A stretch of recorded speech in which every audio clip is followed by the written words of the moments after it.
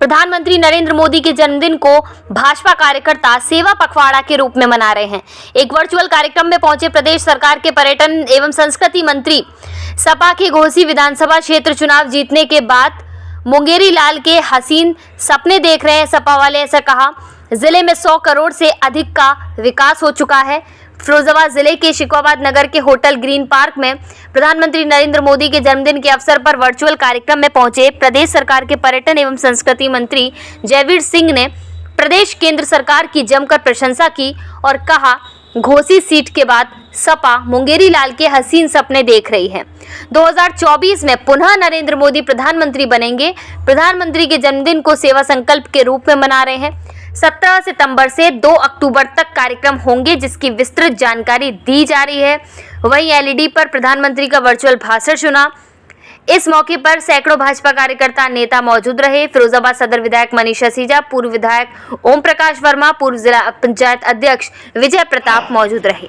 17 तारीख से 2 अक्टूबर तक के 15 दिन में जिस दिन हम इस सेवा पखवाड़े को अगर अपने लक्ष्य के प्रति अर्पित करेंगे समाज के चरणों में, तो वो दिन भी कितना पवित्र है। राष्ट्रपिता बापू पूज्य गांधी जी की भी जन्म जयंती 2 अक्टूबर को है। तो ये बहुत अद्भुत संयोग है जो किसी मानव के हाथ में नहीं, ईश्वर की इच्छा से होता है। तो श्रद्धेय मोदी जी के जीवन में इसी प्रकार से कठिनतम तपश्चर्या के साथ समाज की सेवा का जो उनका व्रत संकल्प है, भारत माता को परम वैभव पे पहुंचाने का जो उनकी हर सांस का लक्ष्य है, हम सब आज उसी खुशी को मनाने इकट्ठे हुए हैं और हम सब की सद्भावनाएं पूज्य श्रद्धेय मोदी जी तक पहुंचे और उन्हें ऊर्जा मिले। इसी बात के लिए मैं एक जोरदार विदेशों में जो हमारी ख्याति प्राप्त है देश की, उसको और लोकप्रिय बनाकर और इस गरीब जनता के प्रति जो उनका पूरा जो कार्यकाल रहा है उसको और सेवा करें देश की। यही इस अवसर पर इन जिलों का प्राथमिकता पर पर्यटन और संस्कृति विभाग, चाहे वो हमारे धार्मिक स्थलों के 4 दीवारी हो, अभी जसराना में एक रामलीला मैदान का बाउंड्री हुई, आपके शिकाबाद में जहाँ लोग अतिक्रमण लगातार कर रहे थे वहाँ भी रामलीला मैदान का निर्माण हो चुका। आज हम लोग चंद्रवाड़ गेट, माननीय विधायक जी और हम लोग सब जा रहे हैं, चंद्रवाड़ गेट का 3 करोड़ की परियोजना का शिलान्यास हो रहा है।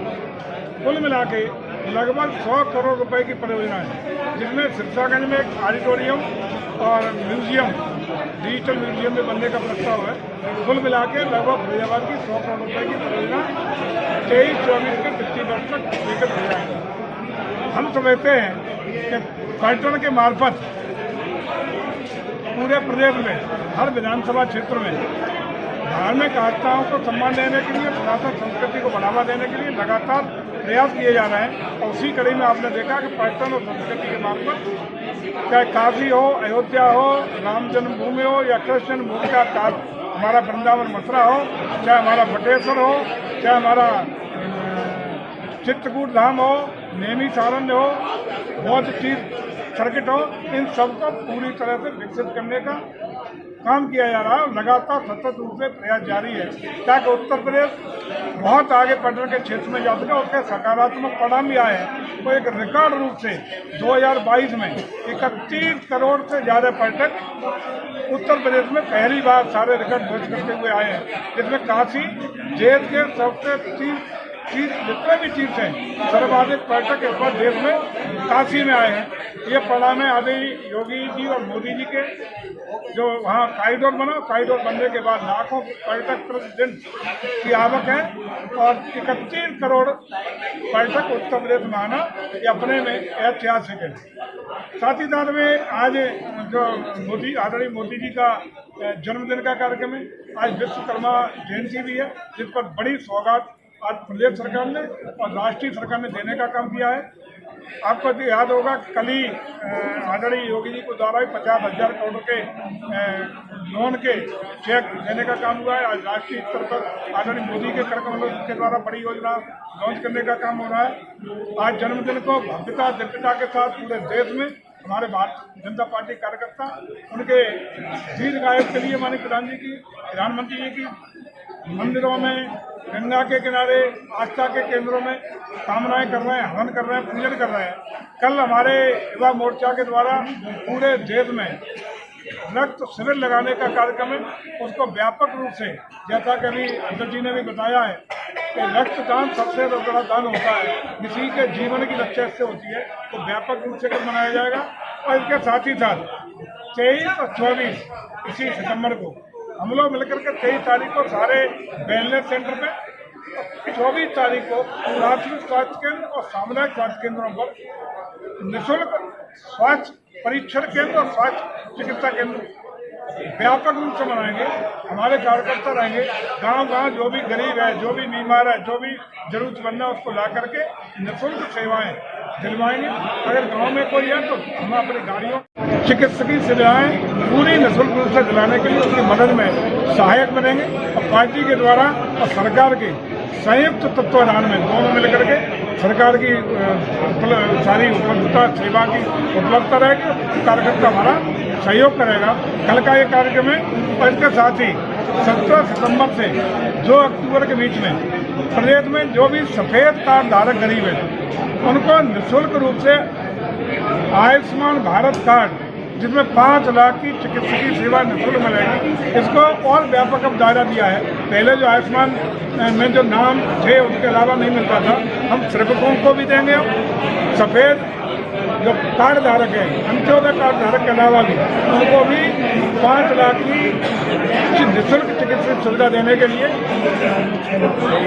जिनके कार्डों में 6 या इससे अधिक यूनिट है, उन सबको आयुष्मान कार्ड भी निःशुल्क रूप से प्रदान करने का काम करेंगे। और व्यापक रूप से ये कार्ड बने, इसके लिए अभियान चला के हमारे कार्यकर्ता गांव-गांव, दरवाजे, घर-घर तक दस्तक देने का काम करेंगे। ये अभियान है तो लगातार 2 अक्टूबर तक, जहाँ महात्मा गांधी जी की जयंती का कार्यक्रम होगा, तब तक निरंतरता से चलेंगे।